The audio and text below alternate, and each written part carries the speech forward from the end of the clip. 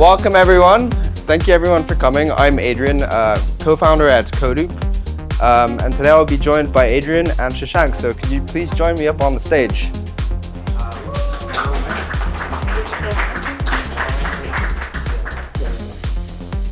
I'd love to start with how you both got started. I'd love to understand like the inspiration that you had and what got you into your respective companies. So maybe Adrien, could we start with you? Thank you, Adrian, for hosting, for being our panel moderator today, and thank you, Shashank, for joining us on this panel. So, essentially, Nimbus, like many companies, we had a pivot right at the early days. We started out with the idea of building a 50-passenger regional jet, and the reason for that was essentially because they're bad for the environment, they're old aircraft, and they're being replaced without any direct replacement coming online. This impacted me because in order to get to my parents' house, I have to take a 50-passenger regional jet. Otherwise, I would have to drive 8 hours. That just wasn't going to work out. So what we thought is we'd build this regional jet. The technology is available to build a next generation regional jet. But then through that process, we found that selling to an airline would be very difficult. And so we pivoted to something much smaller, like the business jet market, because it's much easier to sell one aircraft rather than 100 aircraft. And that's how we got landed on Nimbus. Now, as we grow the company, we do plan to get into the regional jet space, but for right now, we're focused on the private jet market. And that's kind of how we started Nimbus. It's very agile. Yeah. Awesome. How about you, Shashank? You have a bit of a different company, so I'd love to understand your journey as well. I do. So Simplifying is like a McKinsey for airlines and airports. We do strategy consulting with airlines, airports globally. How I started out was I used to work with an MIT startup in Boston. I have a technology background myself, but I used to like planes a lot, and I wanted to do something in aviation. I like to have jet fuel in my veins. Tom understands because he was with British Airways. Lots of people like that there. And I just wanted to jump and do something. And there's actually a Y Combinator story I was sharing with you earlier. Summer of '08 batch, now you can date me. I managed to pitch to Paul Graham and got rejected. And I was really angry. So I said, I'm going to quit my job and do a startup on my own. I don't care. Because their first question was, what experience do you have in aviation? I said, none. So I said, why do you want to do something in aviation? I said, because I like planes. I said, get out of the door. So that was the start. Simplifying is turning 18 years this year, so we are no longer a startup. The core premise we started with was we wanted to help airlines build trust with their customers. And back in 2008, to help build trust, airlines had to provide customer service on Twitter and sell tickets on YouTube and provide loyalty programs on Facebook integration and things like that. So we did digital strategy for airlines looking to build their first Twitter account. Like I remember manually typing the first 50 tweets for Singapore Airlines, which had to be approved by PR and comms and legal. And I'm thinking, but this is Twitter. You just tweet. Have you seen President Trump tweet? He wasn't president at that time. But that's how we started. We started by doing digital strategy for airlines and airports. Then came the pandemic, and we still said, okay, what's our mission? Is to help build trust with airlines. By then, we had worked with about 100 airlines globally in the first 10 years, but all of them started shutting down during the pandemic. Our business was down 98% in about 3.5 weeks. We are a strategy consulting firm in airlines, the worst possible combination in the pandemic. And we said, okay, how can we help build trust during this time? The answer was health and safety. So we launched the world's first health and safety rating for airlines, doing a digital audit on their health safety practices from masking to remember PCR tests and antigen tests and all those tests and all that stuff. And airlines came to us with the last dime in their bank account saying, please rate us. And they put our logo on their IFE screen, on the plane, on the amenity kit saying, hey, we are rated by Simplifying, we are safe to fly. And then the final pivot was, as we were exiting the pandemic, we said, okay, we are turning 15 years. For the next 15 years, how can we help airlines build trust? And the answer there was sustainability. Because airlines had to get sustainability strategy right and sustainability communications right. Otherwise, there's all these greenwashing claims that swirl around, right? So that's been the journey. It's been lots and lots of ups and downs, and we have to behave like a startup every single day. That's an incredible journey. I'd love to understand, you, as you've gone through your journey, and Adrian, as you know, you're at the beginning of your journey, how is like technology shaping the way you work, and specifically AI? How does it help you move faster? How does it help you make processes more efficient? Yeah, so I think at Nimbus, we think about using AI for primarily certification reasons. The reason being is because when you bring a new aircraft to market, about 40% of the cost to bring a new aircraft to market is certification. It also takes about 5 to 7 years depending on the product that you're bringing to market, right? So if you want to build an aircraft faster and cheaper, you have to do something about how you certify aircraft. And so we have developed an AI tool that we call ACT, Aircraft Compliance Tool. And that tool allows us to basically automate compliance mapping, document creation, and accelerate workflows. To give you an example, like all our airplanes are very technical, right? How you certify an aircraft is anything but technical. So you have engineers that have been in this space for 30 years, writing certification documents with pen and paper, maybe on sticky notes if you're, really old, right? And then the most like tech savvy ones you could call are using spreadsheets to do certification.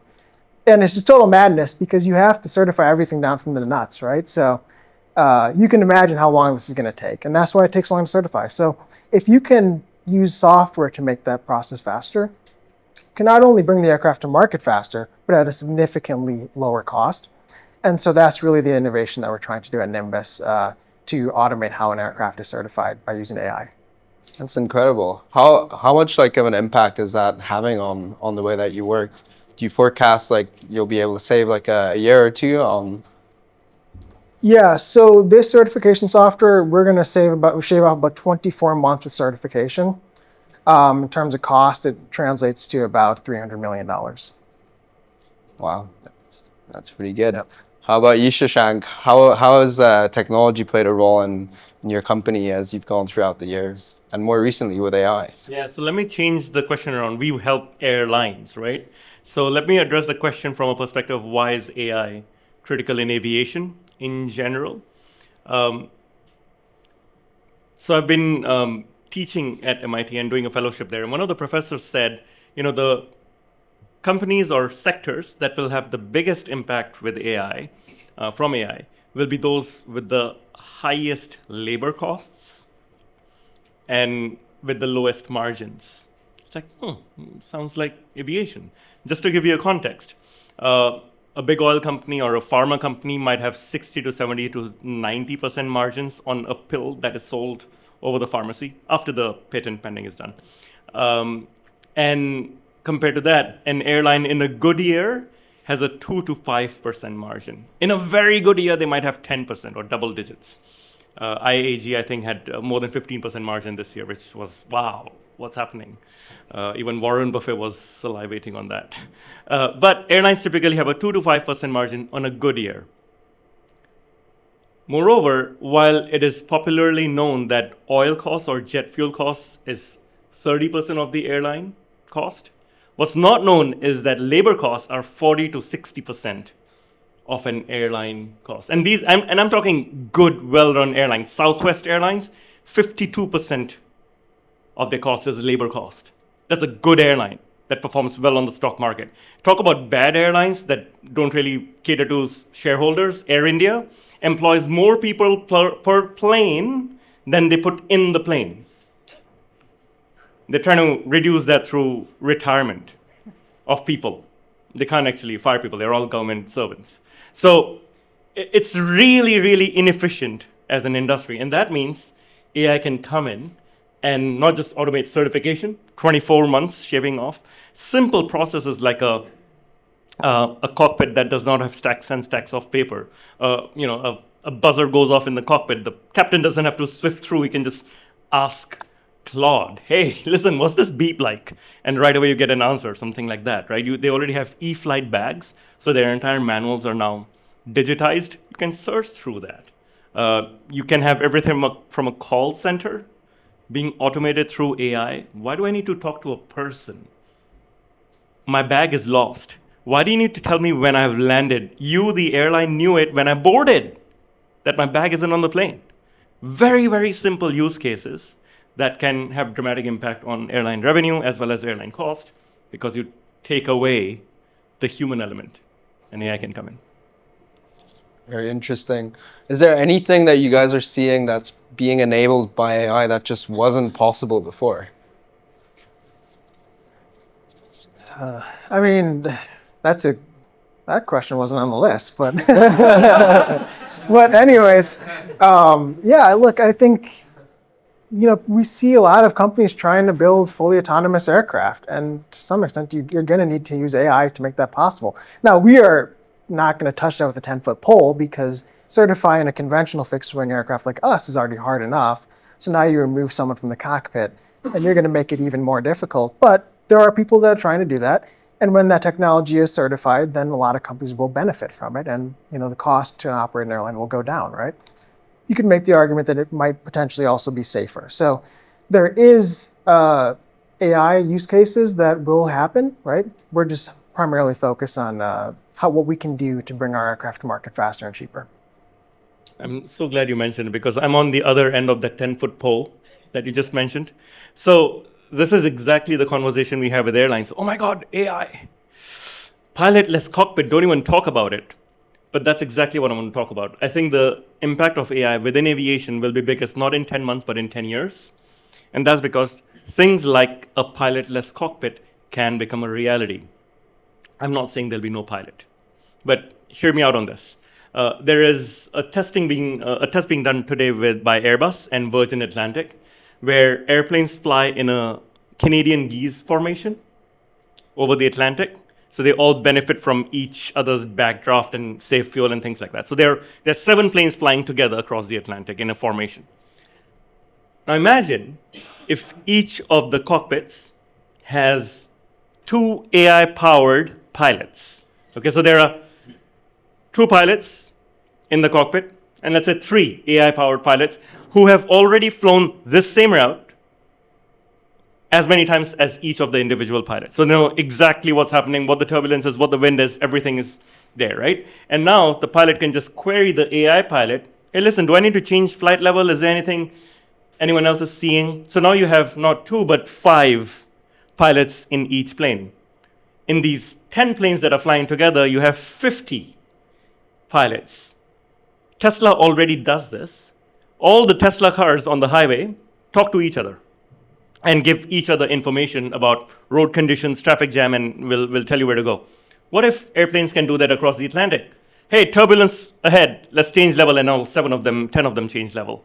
And the 3 AI co-pilots in each cockpit are talking to one another without actually distracting the pilot. These kind of use cases are being developed already.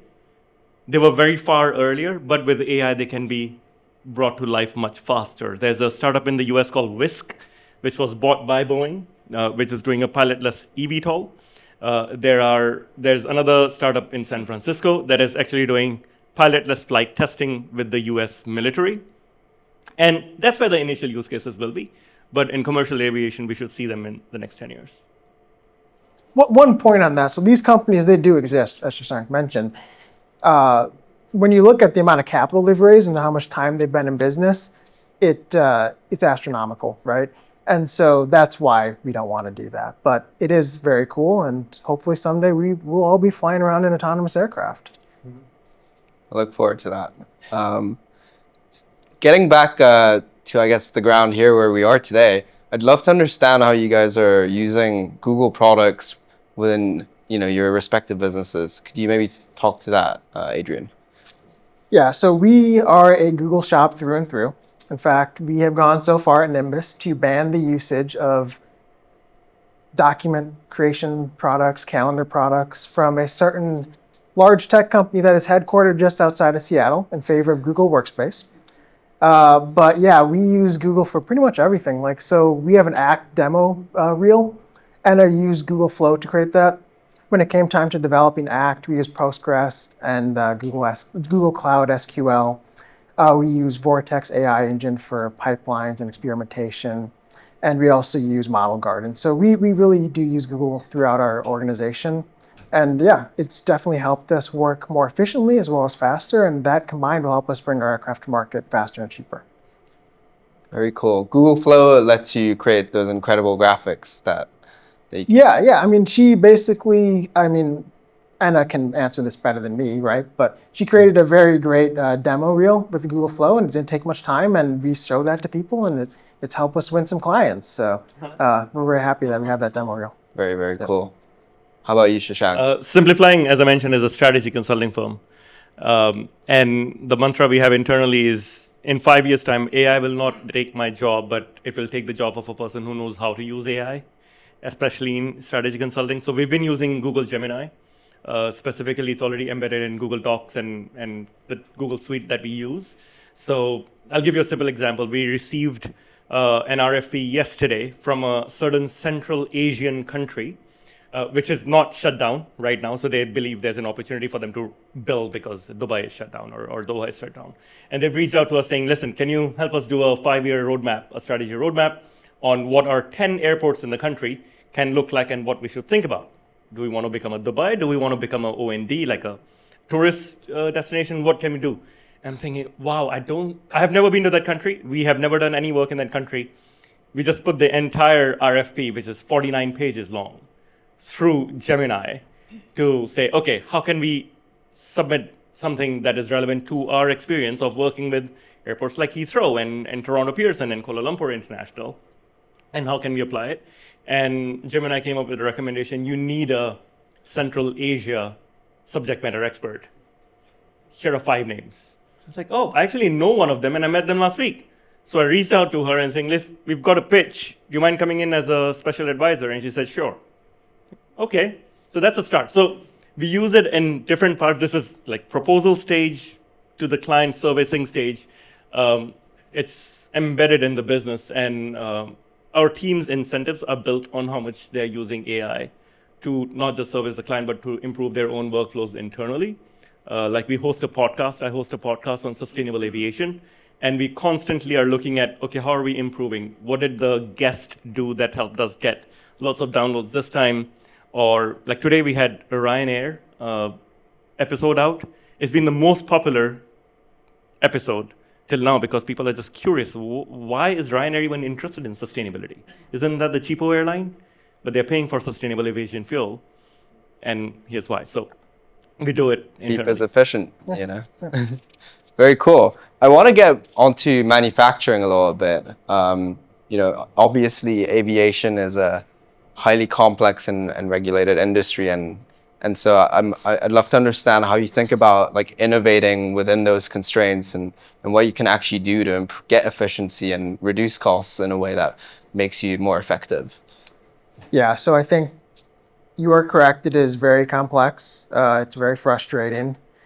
And there are very long timelines. Now, part of the problem is we have to look at how these aircraft are made. A lot of aircraft are still being assembled in factories that are old, right? So we live in Seattle, and I love that because I get to see airplanes being made all day long every day. One of the things that you notice when you see how airplanes are being made is you see giant airplane fuselages being shipped across the country. Just, aluminum tubes basically, right? That's very costly. Also, you have a lot of manufacturing defects when you do aircraft development like that, right? So one of the things we're doing is we are using the use of 3D printing. So our fuselage is made out of composites, the skin. You cannot actually 3D print the structures of an aircraft. The FAA will just simply not allow that. But if you make the fuselage out of composites, you can make them in sections, right? That allows you to build them in a smaller space, right? And it's also cheaper to build them like that. So we are basically taking a manufacturing standpoint of using the technologies available for us today and then kind of daisy chaining all of these together to build an aircraft faster and cheaper. We're also designing our factory to be a modern factory, right? So we're going to have robots in there where possible and as much automation as possible. So one of the things you can do is like when you put together any type of aircraft, I don't know how much you guys know about aircraft, but there's a lot of little small things that you need to do in an aircraft. A lot of small tools you also need to use to assemble aircraft, right? One of the things that Airbus is doing, and that we're going to copy, is they basically have this giant robot, right? And so an employee walks up to the robot and they type in what tool they need. The robot goes and gets the tool and brings it to them, right? And then they just bring it back, right? This is important because conversely, Boeing does not do this. And then you end up delivering aircraft that have spare parts in them. right? And that's a problem because if you leave a file in an aircraft and it cuts a wire, that plane's got major problems. So it's more expensive for the end user when they take the aircraft. It's more expensive for the manufacturer when they manufacture the aircraft. And we're going to do everything in our ability to remove that from our manufacturing process. I guess you get like full auditability as well by doing that, right? Sorry? I guess you get full auditability as well if you can. Yeah, that as well. Yeah. I have a question. So, as someone who's also doing a startup in manufacturing, what you seem to be describing is you're designing a plane with new manufacturing processes, and also designing the new manufacturing processes, and also designing the tools to make these manufacturing processes. No, that's way too much. Yeah. So thank you for No, we are not going to build our own robots, right? We're designing an aircraft to be manufactured faster by the technologies available. So we will be purchasing the robots from those manufacturers, right? You guys partner with a lot of companies as well, right? We do, yeah. Yeah. Cool. On a topic that I think is dear to your heart, Shashank, I'd love to talk a bit about sustainable aviation. This is becoming a huge topic, more and more, top of mind for people. And I'd love to understand, like, what are you seeing in the market when you advise companies out there? Yeah, absolutely. Sustainability is a critical topic around the world, not just here in Europe. And here's the reality. There are 29,000 aircraft in the air today. There'll be 49,000 by 2045. All of them are built today. They are already ordered. That means they will fly today's engine, today's fuselage, today's technology. These are not going to be electric planes. These are not going to be hydrogen planes. These are planes that are built using today's technology. So you've got jet fuel or an alternative for these large majority of planes. What Adrian and Nimbus are doing, it will not be majority by 2045. I hope by 2050 you'll be. But it will remain fringe. So what they're doing is very, very critical on the fringes. But for the mainstream commercial aircraft, the Airbus A320s and the Boeing 737s that you'll typically fly, you need a jet fuel alternative, which is called sustainable aviation fuel. It can be made from three ways. It can be made from stuff you eat. So use cooking oil from French fries and chips.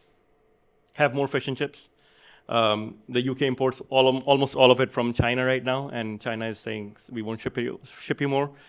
You can make them from stuff you eat. You can make them from stuff you throw away that you don't eat. So, for example, sugarcane molasses and corn starch and things like that. So that's called the alcohol to jet pathway. If you can make ethanol from corn or soy or sugarcane, then you can make it into jet fuel as well. There's a second pathway.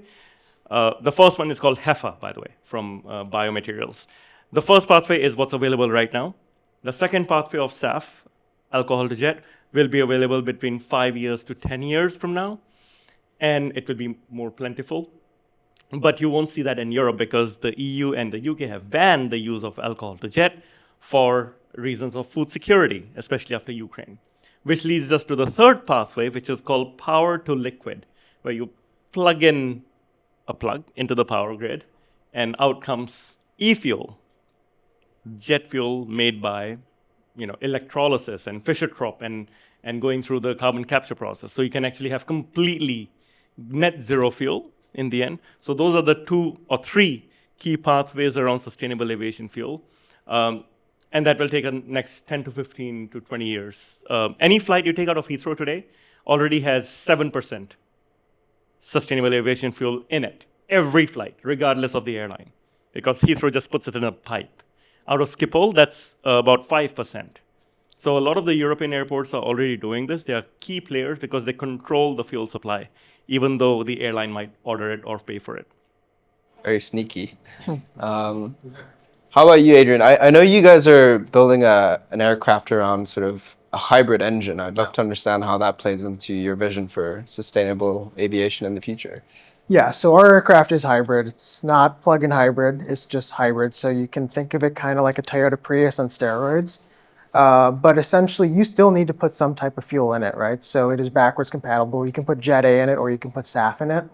Now, since it is hybrid, it has about 3 very large battery packs in the center of the aircraft, put it in comparison, we basically have 3 Tesla Model S size battery packs, so it's quite heavy.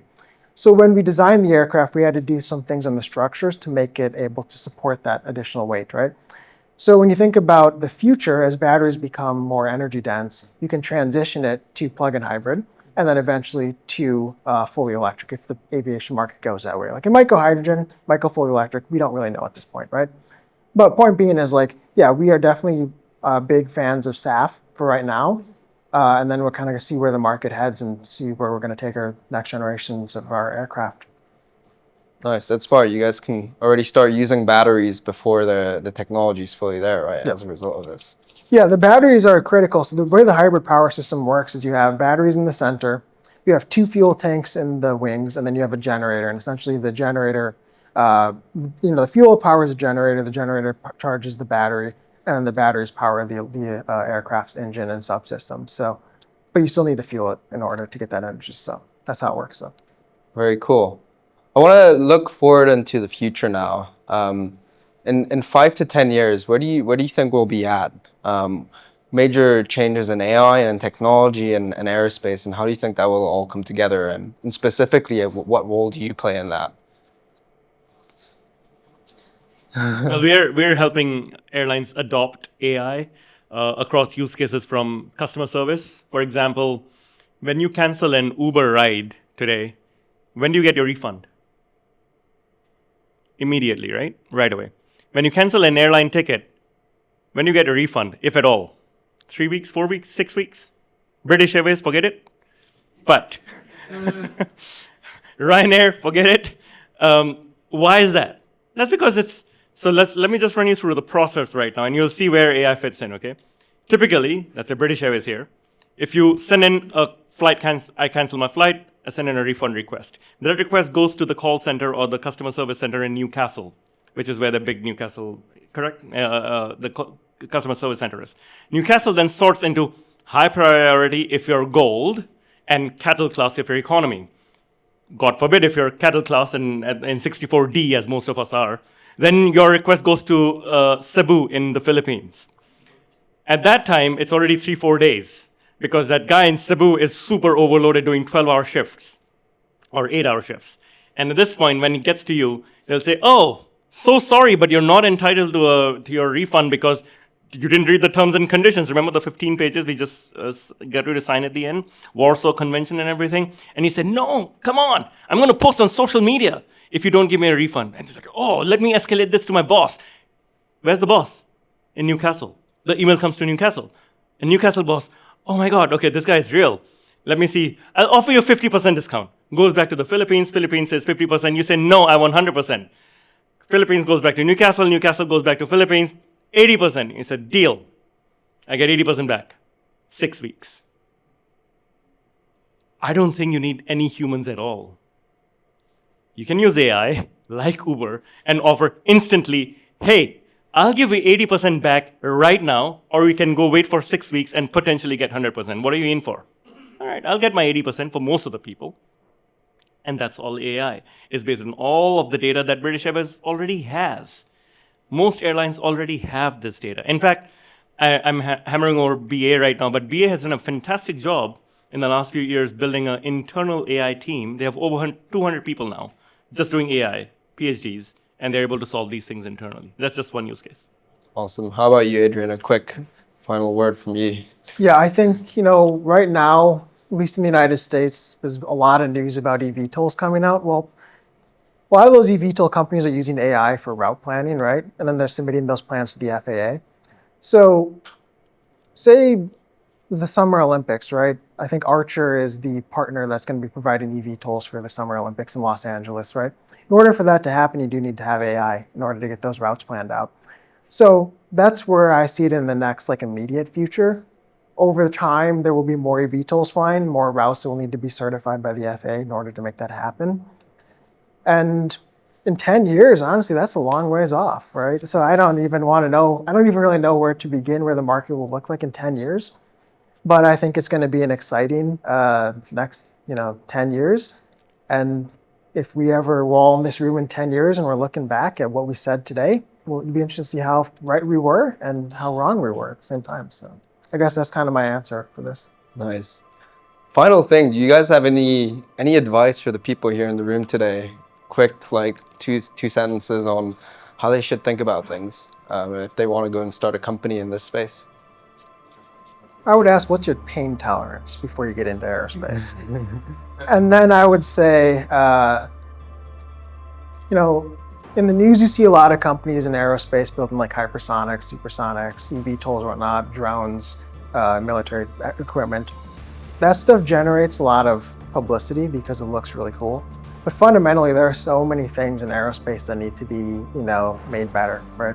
So just recently, I saw an article of this company that is putting electric motors in planes' landing gear. That alone is going to save Delta Airlines, I think, $200 million in fuel costs. But when you look at it you can't just look at it from an environmental standpoint, right? You have to also look at it from a human health standpoint, because if you can have planes taxiing around quietly, it's going to be better for everyone that lives near an airport, right? So it's a fuel cost, it's a human health issue as well. And so, you don't need to do something super flashy to make an impact in this space. You can do something small that could actually make a massive impact, like putting wheels in landing gear, right? And so just find something that you're passionate about. If it has a big market, I would say go for it. If it doesn't have a big market, you can iterate and maybe try to get it to a big market as well. But just don't chase the headlines, because you might find yourself in a certification nightmare if you do that. Very cool.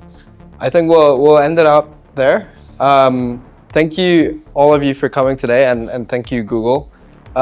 We have some time set aside for you guys to talk to these two and ask them any of your specific questions that you might have. And the final thing is that Shashank has brought some books with him today that are available to be signed by him. And thank you, Nimbus, for sponsoring the books for everyone in the room. Absolutely, So you can Nimbus. get your copies.